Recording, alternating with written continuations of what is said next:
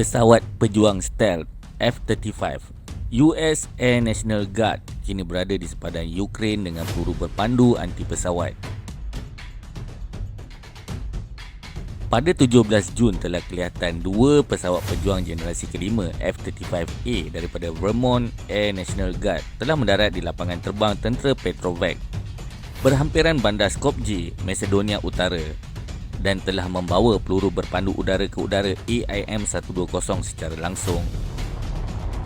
Penerbangan pesawat pejuang dengan peluru berpandu udara ke udara agak jarang berlaku, dan dilihat rakaman mereka secara konsisten adalah sebagai petunjuk usaha bagi memberi isyarat kepada musuh di dalam pada masa ketegangan yang tinggi sedang berlaku.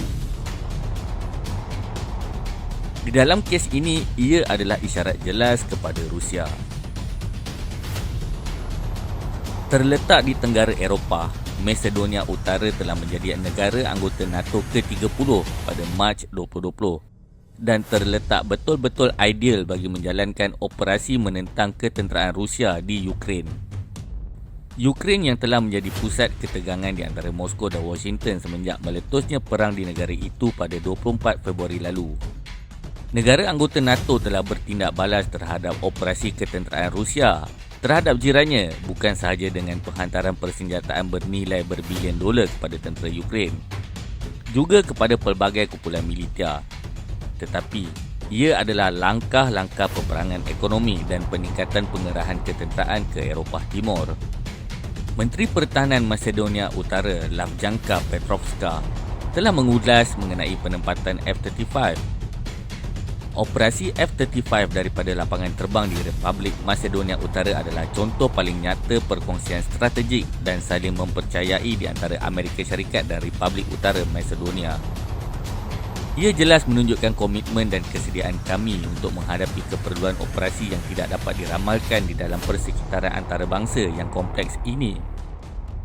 Untuk pengetahuan, F-35 adalah salah satu daripada dua pesawat pejuang generasi kelima dan masih di dalam program pengeluaran skala besar. Ianya telah ditempatkan pada kekuatan tahap skuadron di mana-mana tempat yang meliputi kepentingan Amerika Syarikat di dunia. Dengan program Rusia yang telah lama dilihat tertangguh untuk menurunkan pesawat Su-57 yang sama maju, ianya masih lagi samar bagi menguatkan angkatan tentera udaranya di dalam satu unit berkekuatan penuh. F-35 telah direka terutamanya untuk peranan serangan dan ianya terhad untuk membawa hanya 4 peluru berpandu udara ke udara secara dalaman. Ia telah dianggap sangat sesuai untuk misi pertahanan udara. Bagaimanapun, yang sangat dirisaukan adalah kerana tumpuan Rusia kepada sistem pertahanan darat bagi mengimbangi kuantiti kecanggihannya, sekaligus menjadi tulang belakang bagi armada ketenteraan Rusia. F-35 ini akan ditugaskan kepada Skuadron Pejuang ke-134 US Air National Guard Vermont dan bukannya Angkatan Tentera Udara Amerika Syarikat. Dengan pengawal Lieutenant Colonel John McRae menyatakan mengenai penempatan itu, ia adalah kerana keahlian Macedonia Utara sebagai sekutu NATO yang boleh kita kongsikan. Keselamatan yang datang daripada misi kepolisian udara dan penggunaan pantas serta keupayaan canggih pada platform F-35 seperti yang ditunjukkan pada hari ini. Macedonia Utara menyediakan latihan dan sumber ketenteraan udara NATO melalui lapangan terbang tentera Petrovac dan kawasan latihan Krivolak yang NATO perlukan bagi mengekalkan kesediaan mereka. Dan tentera udara NATO seterusnya mempunyai peluang untuk berlatih bersama pasukan tentera udara Macedonia untuk memastikan keselamatan Macedonia Utara di wilayah Balkan dan Eropah pada masa ini dan masa depan secara keseluruhan, ujarnya. Bagi memperkukuhkan sepadannya sendiri di Eropah Timur, tentera udara Rusia telah mengerahkan semula sistem pertahanan udara Su-35, pesawat pejuang peranan utamanya, dan juga sistem pertahanan S-400 daripada wilayah timur jauh negara itu ke wilayah Belarus yang bersekutu dengan Rusia. Nampak gayanya, Belarus seperti bakal menjadi titik pertempuran kedua di dalam proxy war seperti mana yang terjadi ke atas Ukraine. Su-35 menggunakan radar L-band ESA dan radar Irbis-E dilaporkan telah dibangunkan secara khusus dengan mengambil kira sasaran pengesanan terhadap pesawat halimunan.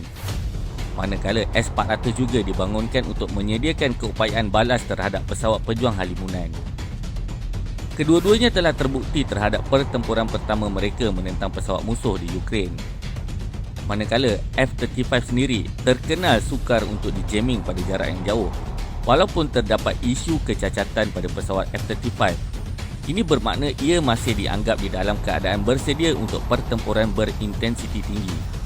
Pentagon telah mengurangkan pesanan untuk pesawat pejuang kelas itu sebanyak 35% pada tahun 2023 nanti.